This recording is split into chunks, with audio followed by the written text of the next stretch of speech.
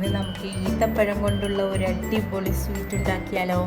അതിനാവശ്യമുള്ള സാധനങ്ങൾ: ഈത്തപ്പഴം, ബദാം, എള്ള്, വാൾനട്ട്, നിരക്കടല. ഇത്രയും സാധനങ്ങളാണ് ഇതിനാവശ്യമുള്ളത്. നമ്മളിപ്പോൾ കണ്ട സാധനങ്ങളൊക്കെ ഒന്ന് പൊടിച്ച് വന്നിരിക്കുന്നത്: ബദാം, എള്ള്, പിന്നെ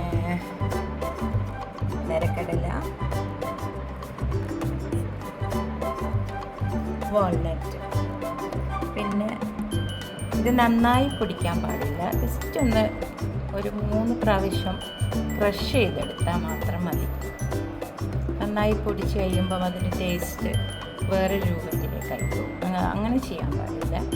പിന്നെ ഈത്തപ്പഴം കുറച്ച് ബട്ടറിട്ട് അതിനെ നല്ലോണം വിളയിപ്പിച്ചെടുക്കുക എന്ന് പറയും. നമ്മൾ ഈ ജാഗരിയൊക്കെ വെള്ളത്തിലിട്ടിട്ട് ആ ജാഗരി വിളയിപ്പിക്കുക. പക്ഷേ അതുമല്ല, ഇത് ബട്ടറിൽ ഡയറക്റ്റ് ഈത്തപ്പഴം ഇട്ട് കൊടുത്തിട്ട് കുറച്ച് സമയം ചെറിയ തീയിൽ വെച്ചിട്ട് നമ്മളതിനെ ഇതേപോലെയുള്ള നൈസാക്കി എടുക്കുക. ഷുഗർ വേണ്ട ആൾക്കാർക്ക് ഷുഗർ പൊടിച്ചിട്ട് അതിലിടാം. പക്ഷെ ഞാനിപ്പോൾ ഷുഗർ യൂസ് ചെയ്തിട്ടില്ല കേട്ടോ. ഇനി ഒരു വലിയ പാത്രം എടുത്ത് നമ്മൾ ചെയ്ത് വെച്ച സാധനങ്ങളെല്ലാം ഒരുമിച്ചിട്ട്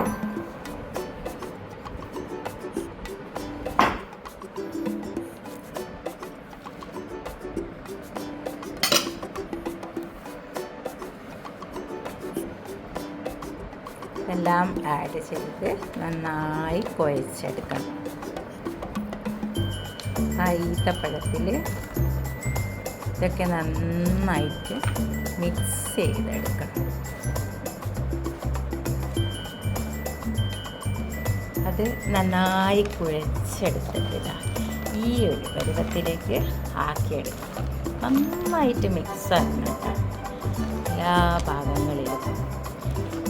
അറബിക് ഫുഡിലധികവും നമ്മൾ എള്ള് മിക്സ് ചെയ്യുന്നതാണ്. എള്ളെന്ന് പറയുമ്പോൾ നമ്മുടെ ശരീരത്തിൽ നല്ലൊരു ഇതാണ്. ഇതും അതുപോലെ നല്ല വിറ്റാമിൻസ് ഉള്ള സാധനങ്ങൾ തന്നെയാണ്. നിരക്കടല ആയാലും അതുപോലെ ബദാം ആയാലും ഒക്കെ ഒന്നും കൂടുതലായി കഴിക്കരുത്. എന്നാൽ കുറച്ച് നമ്മുടെ ശരീരത്തിന് ആവശ്യമുള്ള സാധനങ്ങൾ തന്നെ. ഷുഗർ പോലും ആഡ് ചെയ്തിട്ടില്ല. ഫൈനലി ഇതാ ഈ ഒരു പരുവത്തിലായിരിക്കും നമ്മുടെ സ്വീറ്റ്. എങ്ങനെയുണ്ട് എല്ലാവരും അഭിപ്രായം അറിയിക്കുക.